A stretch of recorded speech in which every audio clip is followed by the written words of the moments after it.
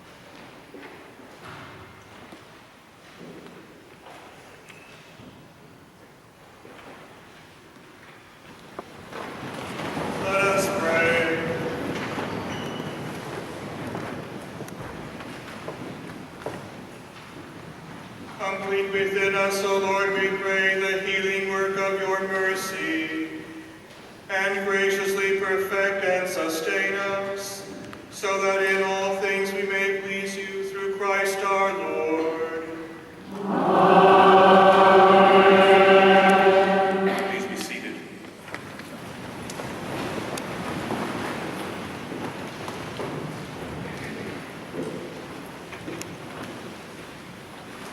Now that I'm the pastor, I'd better read the announcements for the parish, and then a few remarks that Bishop Christian asked me to make.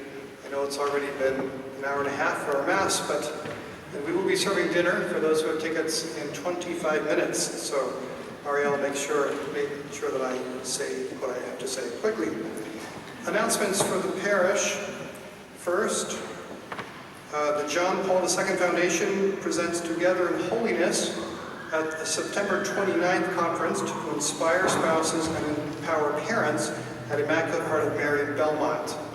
Second, Ignatius Press, America's distinguished Catholic publishing house, will celebrate 40 years of God's blessings on November 2nd and 3rd at the Cathedral. Speakers include Cardinal Francis Arinze, Peter Kreeft, Michael O'Brien, Father Robert Spitzer, Steve Ray, and other authors, as well as the founder, Father Fessio, and our own Archbishop.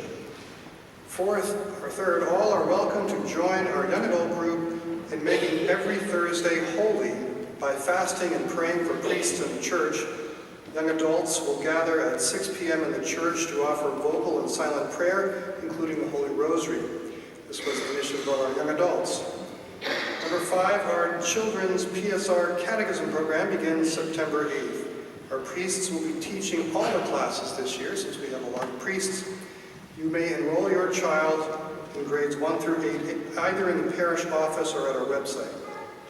And finally, our sister parish in Marin, St. Mary Star of the Sea, in Sausalito, will host the relics of St. Padre Pio September 8th and 9th. I wouldn't miss that if I were going to be in town, but I won't. But Father Mike Quinn is hosting those relics, so please don't miss that if you can.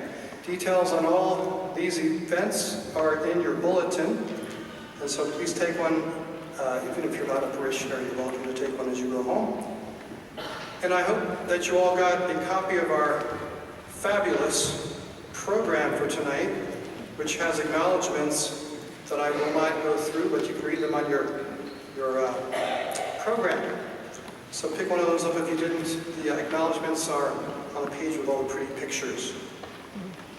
I would like to thank Bishop Christian, of course, for installing me as pastor on behalf of the Archbishop, and for his good, solid Thomistic homily inspired by Thomas Aquinas on prudence in the priesthood. Prudence is not one of the virtues I have been born with, and so people think I take too many risks, but it is something that you learn along the way, and I will pray for greater prudence in leading our parish here. I also like to thank all who came from previous pastoral assignments, especially from the Stockton Diocese. Deacon Michael Rocha, as you might know, now studying for the Archdiocese of San Francisco to serve the Mass, will be ordained this coming June, but grew up in Modesto and was one of our altar servers in Modesto, and we're just so happy to have them as our deacon tonight.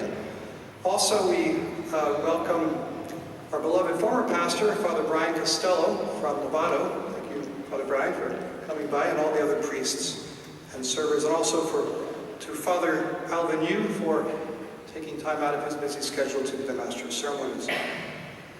The installation liturgy for a new pastor is something like a wedding.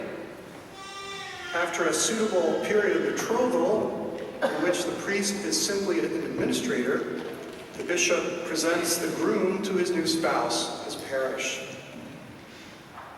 And so you heard the bishop say the words from the Archbishop, aware of your pastoral needs, I recommend Father X as your pastor. In the presence of the people who are to be entrusted to him, the bishop asks the priest to renew his ordination promises, something like the vows you make at a wedding. I will celebrate the mysteries faithfully. I will preach the word worthily and wisely. I will unite myself every day more closely to Christ. I think that last promise, to unite myself to Christ, is the key to an effective pastorate. As we heard in Ephesians chapter 5, which the bishop preached mainly on, for this reason a man shall leave his father and mother and be joined to his wife, and the two will become one flesh.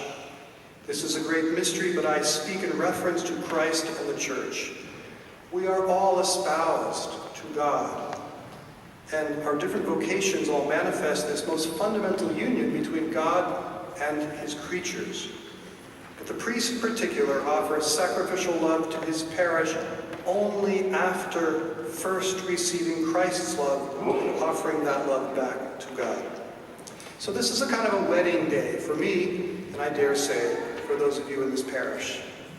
Like any red-blooded American male, I had a bachelor party on Thursday last week. 5 of my longtime priest friends and I took a day off in the mountains. We actually take many Thursdays off together, always filled with laughter and sports, good food, brotherly prayer.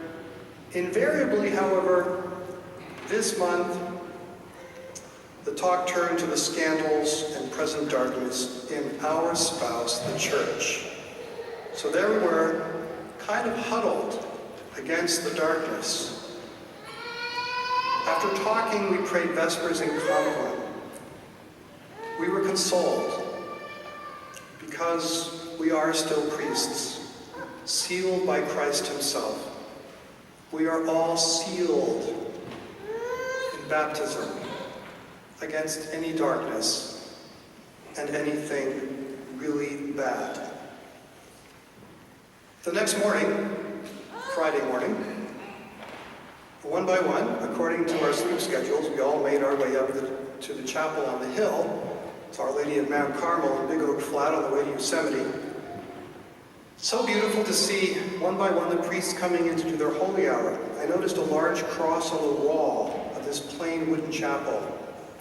INRI, Mission, preached by the Vincentian Fathers, September 9, 1891. 3 years before Star of the Sea Parish was established on a sandy track out to the Pacific Ocean, this Erie Boulevard that used to be called Point Lobos Avenue. Kneeling in that chapel, I opened my breviary to Psalm 95. Come into the Lord's presence singing for joy. Kneeling with my brothers in the early light in the mountains, I felt a joy, a lot of joy, to be in that church with my brothers. It is a joy that no one can take from us. I felt that same kind of joy on Wednesday night as the new parents came to our preschool. Saw that joy reflected in their eyes and the faces of the teachers. God has given us the joy of these children, they realized. A reflection of the joy that he takes in us, his children. And so the essential purpose of the parish is to come into the Lord's presence singing for joy. Not just talking about Jesus or talking about Christian joy, but singing it. To provide a clean, well-lighted place for both the Holy Eucharist and the holy people of God. That's the purpose of a parish. In this place, this parish, both creator and creatures rejoice to be with each other. Let us be very certain that here we have a joy that no one can take from us. There is light by this tabernacle that no darkness can extinguish. What a grace for me to be a pastor here at Star of the Sea, to be one among so many saints in this community of prayer. Just as I was distributing Holy Communion, I had this sense, a powerful, tangible sense of the communion of saints. We are made holy by the all-holy God who comes to us at the edge of paradise, at the edge of the sanctuary. So, let us come into the Lord's presence singing for joy. Thanks be to God.